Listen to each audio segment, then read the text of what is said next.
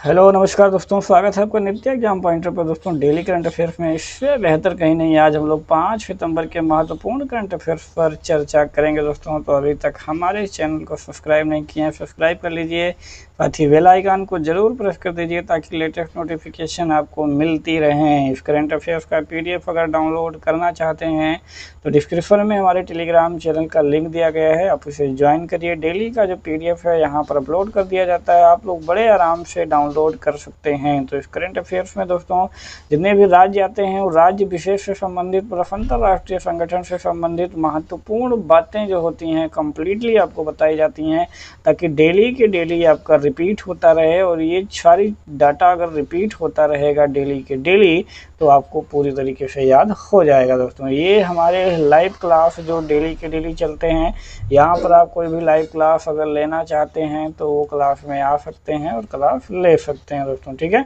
चलिए, तो पहला प्रश्न है, सुप्रीम कोर्ट ने हाल ही में किस शहर की 140 किलोमीटर रेल पटरियों के किनारे बसी 48,000 झुग्गी झोपड़ियों को हटाने का निर्देश दिया है? तो वो दोस्तों दिल्ली, ठीक है।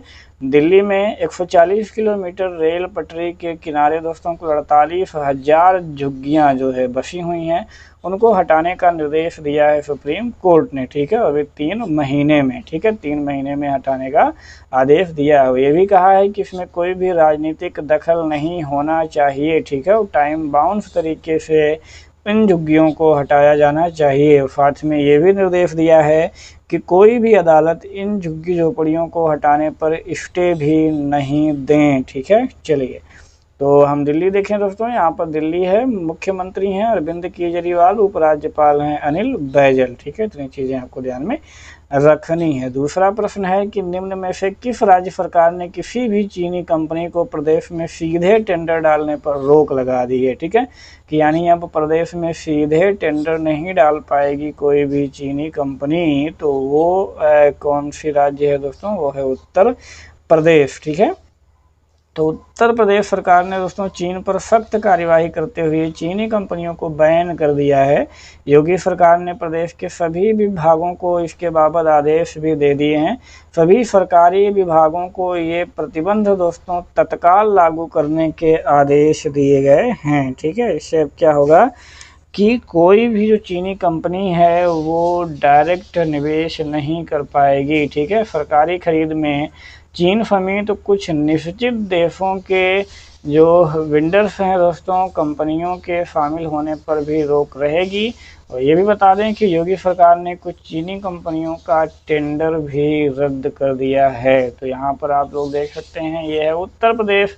स्थापना जो हुई थी, इसकी गठन हुआ था 24 जनवरी 1950 को, इसलिए 24 जनवरी को दोस्तों उत्तर प्रदेश दिवस मनाया जाता है। कैपिटल है लखनऊ, डिस्ट्रिक्ट हैं 75, गवर्नर हैं आनंदीबेन पटेल, चीफ मिनिस्टर हैं Yogi Adityanath, deputy chief minister Keshav Maurya और दिनेश शर्मा हैं।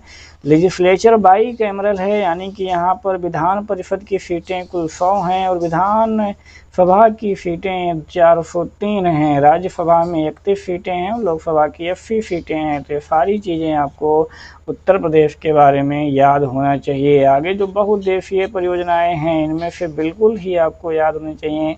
रामगंगा है, रामगंगा नदी पर, रिहंद है, रिहंद नदी पर, चिबरो है, टोंस नदी पर, चिल्ला है, चिल्ला नदी पर, माता टीला है बेतवा नदी पर। तो इसमें रिहंद हो गया और माता टीला हो गया, दोनों बहुत ही इम्पॉर्टेंट है दोस्तों। बाकी और भी सारी चीज़ें आपको ध्यान में रखना। बाघ अभ्यारण्य आप दुधवा जानते होंगे, बहुत ही फेमस है। उसके बाद अमनगढ़ 2012 में बना है, इसको भी आपको जानना है। राष्ट्रीय उद्यान दुधवा है। झील जो है यहाँ फुलहर झील है, बेला सागर है, गोमत ताल है। जनजाति बुक्सा, थारू, खरवार, राजी और अगरिया। थारू जनजाति यहाँ की सबसे बड़ी जनजाति है दोस्तों उत्तर प्रदेश की, ठीक है। तीसरा जो प्रश्न है, हाल ही में किस देश की एक शीर्ष अदालत ने हिंदू विधवा महिलाओं को कृषि और गैर कृषि जमीन दोनों पर अधिकार देने की घोषणा की है? तो वो है दोस्तों बांग्लादेश, ठीक है। जो हिंदू विधवा महिला हैं उनको अब क्या होगा, कृषि और गैर कृषि जमीन दोनों पर अधिकार देने की घोषणा जो है वो की है दोस्तों, कहाँ? बांग्लादेश की एक शीर्ष अदालत ने, ठीक है। चलिए, तो इस महत्वपूर्ण फैसले में ये कहा गया है कि जो विधवा हिंदू महिलाएं हैं वो अपने दिवंगत पति की कृषि भूमि और गैर कृषि भूमि की हकदार होंगी। अदालत के इस फैसले के सीधे ही उनके अपने पति की संपत्ति पर अधिकार का रास्ता दोस्तों क्या हो गया है, साफ हो गया है। उन्होंने अपने जीवन काल में उस संपत्ति को बेचने का भी अधिकार होगा। बांग्लादेश के हाई कोर्ट ने अभी फैसला किया कि एक बांग्लादेशी नागरिक जतेंद्र नाथ मंडल की एक सिविल रिवीजन पिटिशन पर जो है ये आदेश दिया गया है। तो यहाँ पर आप देख सकते हैं दोस्तों, बांग्लादेश राजधानी है ढाका, राजभाषा है यहाँ का बांग्ला, जो सरकार है वो संसदीय गणतंत्र है, प्रधानमंत्री हैं शेख हसीना, राष्ट्रपति अब्दुल हामिद, अध्यक्ष अब्दुल हामिद। स्वतंत्रता पाकिस्तान से जो घोषणा हुई थी वो 26 मार्च 1971 और विजय दिवस का मनाया जाता है 16 दिसंबर 1971। ठीक है, क्षेत्रफल के हिसाब से कुल 94वां स्थान है और ये है बांग्लादेश का फ्लैग। ठीक है, हाल ही में किसने पाकिस्तान प्रधानमंत्री के विशेष सलाहकार के पद से अपना इस्तीफा दे दिया है? तो वह है दोस्तों पूर्व लेफ्टिनेंट जनरल असीम बाजवा। ठीक है, तो पाकिस्तान के प्रधानमंत्री इमरान खान के विशेष सलाहकार के रूप में तैनात थे रिटायर जनरल लेफ्टिनेंट जनरल असीम बाजवा, उन्होंने इस्तीफा दे दिया है। असीम बाजवा पर भ्रष्टाचार का गंभीर आरोप लगा है।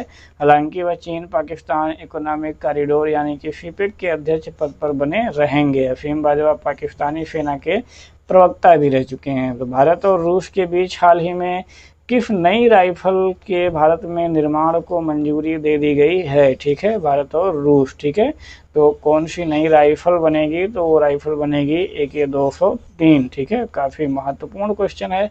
इस टाइप के क्वेश्चन आपके एग्जाम में कई बार आए हुए हैं। ठीक है, तो भारत और रूस के बीच में AK-203, अब राइफल का नाम पूछेगा AK-47, AK-403, 203 तमाम, तो उसको लेकर के डील जो है वो पक्की हो गई है। अब राइफल को भारत में भी बड़े पैमाने पर बनाया जाएगा। तो AK-203 जो है वो AK-47 राइफल का नवीनतम और सर्वाधिक उन्नत प्रारूप है।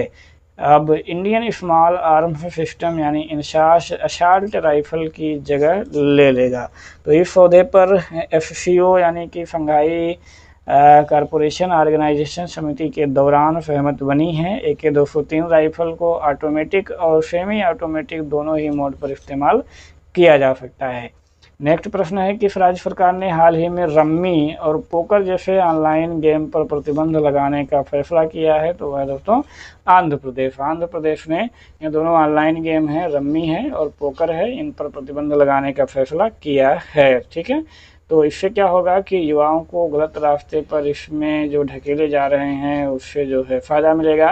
कैबिनेट के निर्णय के अनुसार ऑनलाइन जुए के आयोजकों को पहली बार अपराध के अलावा 1 साल के लिए जेल जाना होगा और दूसरे अपराध के लिए जुर्माने के साथ 2 साल की जेल होगी। ठीक है, सूचना मंत्री परनी वेंकटरमैया नानी ने यह भी कहा कि ऑनलाइन गेम खेलते हुए पकड़े गए लोगों को 6 महीने की जेल की सज़ा होगी। ठीक है, तो ये है दोस्तों आंध्र प्रदेश। आंध्र प्रदेश का जो गठन हुआ था 1 नवंबर 1956 को। कैपिटल है दोस्तों विशाखापट्टनम, अमरावती और कुर्नूल। तो 3 राजधानियां हैं, इसको आपको याद रखना है। भारत का पहला ऐसा राज्य है जिसकी 3 राजधानियां हैं। फिलहाल अभी हैदराबाद बना हुआ है। लार्जेस्ट सिटी जो है वो विशाखापट्टनम है।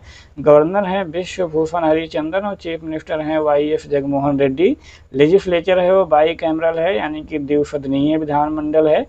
विधानसभा में 175 सीटें और विधान परिषद में कुल यहाँ पर 80 सीटें हैं। राज्यसभा में 11 सीटें, लोकसभा में दोस्तों यहाँ से 25 सीटें जाती हैं। ठीक है, तो कुछ बहुउद्देशीय परियोजनाएं हैं जैसे कि श्रीशैलम जो है दोस्तों कृष्णा नदी पर है और नागार्जुन सागर कृष्णा नदी पर है। ये दोनों बहुत टॉप मोस्ट की जो है दोस्तों भारत की परियोजनाएं हैं जिनको आपको ध्यान में रखना है। तो रामगुंडम हो गया, पंचकुंड हो गया और पोचमपाद हो गया, ये का गोदावरी पर, पंचकुंड पर, गोदावरी पर।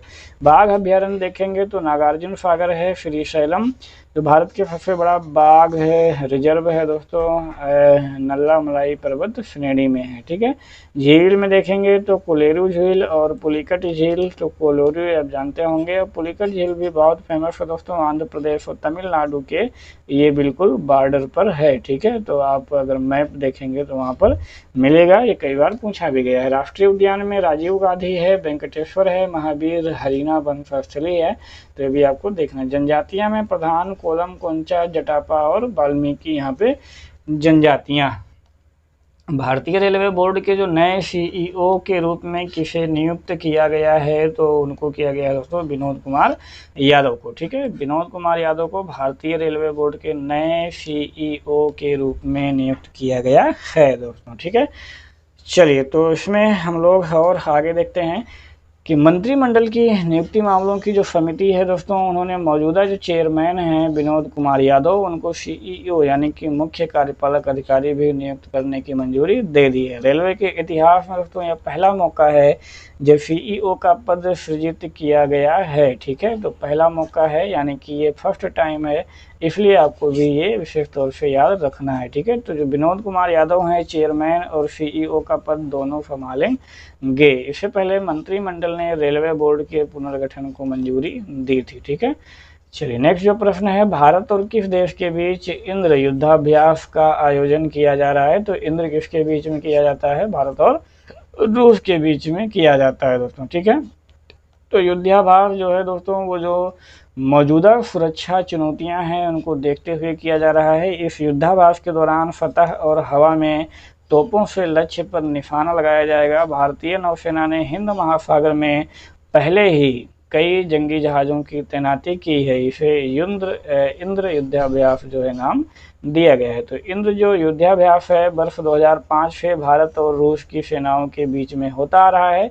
2017 के बाद से 2 वर्षों में एक बार संयुक्त रूप से तीनों सेना का अभ्यास इंद्र आयोजित किया जाता है। तो यहाँ पर आप ये देखेंगे मैप में, तो जो जितना भी ग्रीन वाला दिख रहा है दोस्तों ये है रूस। लार्जेस्ट सिटी और जो कैपिटल है रूस की वो है दोस्तों मॉस्को। प्रेसिडेंट है इस समय व्लादिमीर पुतिन और करेंसी है रशियन रूबल। ठीक है, तो ये चीज़ें आपको ध्यान में रखना। अगला जो प्रश्न है कि रूस ने निम्न में से किस देश के साथ नो आर्म सप्लाई की पॉलिसी जारी की है। ठीक है, किसके साथ नो आर्म सप्लाई की पॉलिसी जारी की है, तो की है पाकिस्तान के साथ में। ठीक है, तो रूस ने पाकिस्तान के साथ अब क्या किया है कि नो आर्म्स पॉलिसी की सप्लाई जारी रखेगा, यानी पाकिस्तान को किसी भी तरह के बड़े हथियार सप्लाई नहीं किए जाएंगे। ठीक है, तो रूस भारत को सबसे ज़्यादा हथियारों की आपूर्ति करने वाला देश है। इसे क्या होता है दोस्तों, इसमें परमाणु ऊर्जा से चलने वाली सबमरीन भी शामिल हैं। राजनाथ सिंह ने रूसी रक्षा मंत्री को आत्मनिर्भर भारत के संदर्भ में रक्षा क्षेत्र में मेक इन इंडिया कार्यक्रम की भी जानकारी दी है। दोनों पक्षों ने AK-203 राइफल के उत्पादन के लिए भारत रूस संयुक्त उद्यम में भारत में स्थापना पर अंतिम चरण की भी चर्चा का भी स्वागत किया है। ठीक है, तो पिछला प्रश्न था कि किस देश ने कैलाश मानसरोवर के पास सतह से हवा में मार करने वाली मिसाइल स्थापित की है, तो वो है दोस्तों चीन। ठीक है, चीन ने दोस्तों कैलाश मानसरोवर के पास सतह से हवा में मार करने वाली मिसाइल जो है स्थापित कर दी है। ठीक है, चलिए अब देखेंगे जहाँ पे वो ज़मीन से दोस्तों हवा में मार करने वाली मिसाइल बना रहा है, यह झील जो है वो है कैलाश मानसरोवर का हिस्सा है। तो कैलाश पर्वत और जो मानसरोवर झील है जिसे आमतौर पर कैलाश मानसरोवर स्थल के रूप में जाना जाता है, कैलाश मानसरोवर के पास दोस्तों DF-21 नाम की मिसाइल जो है वो तैनात की गई है। मध्यम रेंज की बैलिस्टिक मिसाइल है दोस्तों, 2200 किलोमीटर की दूरी तक ये मार कर सकती है। ठीक है, तो यहाँ पर आप मैप में देखते हैं ये है जापान, चीन है, ये चीन। कैपिटल है दोस्तों बीजिंग, लार्जेस्ट सिटी है शंघाई। ठीक है, और करेंसी कौन सी है, रेन मिनबी या युआन। ठीक है, चलिए तो अगला जो प्रश्न है वो आपके लिए है कि किस देश की सरकार ने कैलेंडर, डायरी और त्योहार ग्रीटिंग कार्ड की छपाई पर प्रतिबंध लगाया है दोस्तों। ठीक है, तो इसका आंसर आपको कमेंट बॉक्स में देना है दोस्तों। ठीक है, कहाँ पे, कमेंट बॉक्स में। ठीक है, तो जितने भी हमारे दोस्त हैं साथी हैं बिल्कुल लगातार कमेंट बॉक्स में आंसर दे रहे हैं, देख करके बहुत खुशी होती है कि आप लोग एक्टिव हैं दोस्तों। ठीक है, चलिए तो इसका आंसर आप लोग कमेंट बॉक्स में दीजिए, हमें आपके आंसर की बेसब्री से प्रतीक्षा रहती है दोस्तों। चलिए खत्म करते हैं आज का current affair. Thank for watching, have a good day. Daily current affair देखने के लिए बहुत बहुत धन्यवाद। जय हिंद, जय भारत।